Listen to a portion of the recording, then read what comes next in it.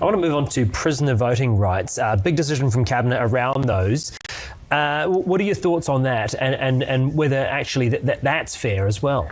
Is this really the biggest issue we have for law and order right now? I do question that. We've recently seen a 96% increase in methamphetamine use in New Zealand.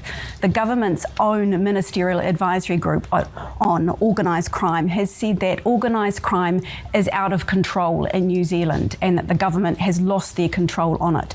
Those are the big issues that this government needs to be focusing on, not just voting rights for 2,000 prisoners for a 3-year period. Ms. Willis, what? I both sort of agree and disagree with that. I think you can do, forget the law, like we're talking about, but you can focus on minor things and significant things at the same time. I don't think it has to be one or the other. I guess what Ginny's saying, though, is you aren't actually focusing on the other one. You know, you're focusing on, your government's focusing on passing legislation about men and women, and, you know, it's like you're not focusing on the more serious one. I think that's completely valid. A government can focus on both layers. This government only seems to be focusing on the less significant issues, Chewie, is what I'm saying. Less significant, but my God, does it play well with their base? Yeah. You know, and that's they're not trying to solve a problem with crime. Like removing voting rights from, as Jenny said, there 2,000 people is not going to affect the crime landscape here in New Zealand. Yeah, at all. Not a fucking skerrick. But they made a big song and dance of it because it plays into the myth that national and the right-wing parties are tough on crime. Not effective, but tough. Yeah. Tough. We're mean. We're mean to the criminals. Doesn't change anything, but we're mean. The comments that the Prime Minister made yesterday when he was asked about the human rights situation when it comes to taking their votes away, and remember the 3 words he said? I don't care. Don't care. Don't care. You know, it's like, I don't care. I just. How do we tie that into what he said on election night, that he was going to be the Prime Minister for all New Zealanders? And even the ones in prison? And how does that tie into Mr. Seymour's conversation about we should all be treated equally under the law? So this is us treating prisoners differently under the law. So did I just miss that? We should all be treated equally and the same under the law, except prisoners. Is that what? Was it always clipped at the end of that, and they just left off those last 2 words because this is not following through on what certainly the ACT policy was, and as you say, Chewie, the national sort of stance of being prime ministers for all New Zealand. But remember, this is also the Prime Minister who refused to speak to Harry Tam, even though Harry Tam, with respect, has a huge background and knowledge on how to deal with gangs and could be incredibly helpful for any government in finding solutions. But nope. If you talk to these people who have been around gangs, that doesn't come across as stuff on crime. So that's exactly what you're saying. That's actually, again, it might play well to a base, but it doesn't mean it plays well when it comes to good policy. Anyhow, let's keep going. Ms. Willis, what about the legal footing that the government is on? Is it legally sound to be making this move? Yes, it absolutely is, because this is fundamentally about our rights and our responsibilities in a fair society.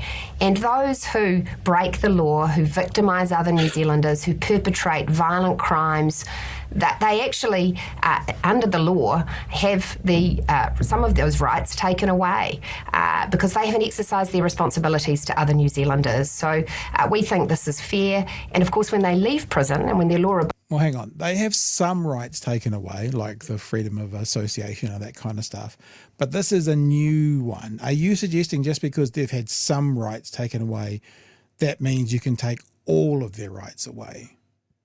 You know, because there is a system, you're correct, they do have some rights taken away, right to associate, freedom of movement, these sorts of things they can no longer do when they're in a prison cell.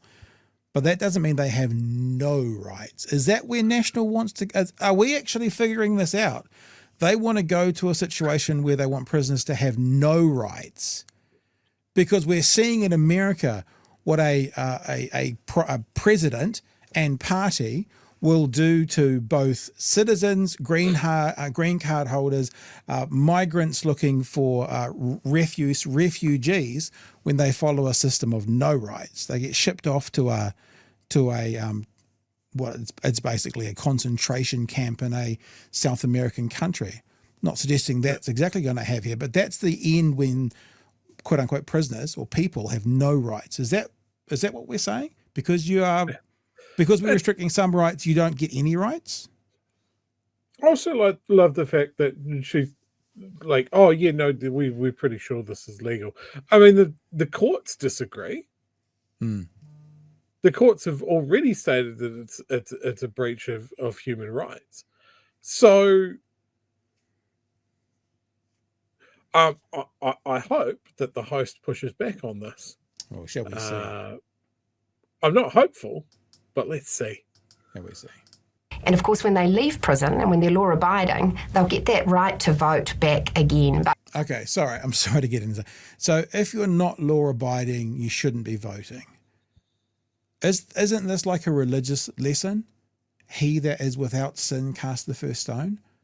So is it more that they're not law-abiding and they've been caught? Because you didn't say that. You just said not law-abiding. Can we get pedantic here and go, therefore, the people in society who aren't law-abiding, they shouldn't vote either? Because that's what she's just said. She said when they're law-abiding, they get that right back.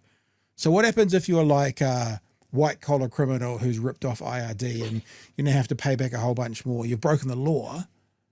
Do we take the right off them as well? And then when they're law-abiding again, when they've paid off their back pay to IRD, they get their right to vote again? Or does that not play quite so well with your audience? Certainly because you're talking to your audience primarily about brown people. Maybe that's why it plays much better to your audience. Maybe.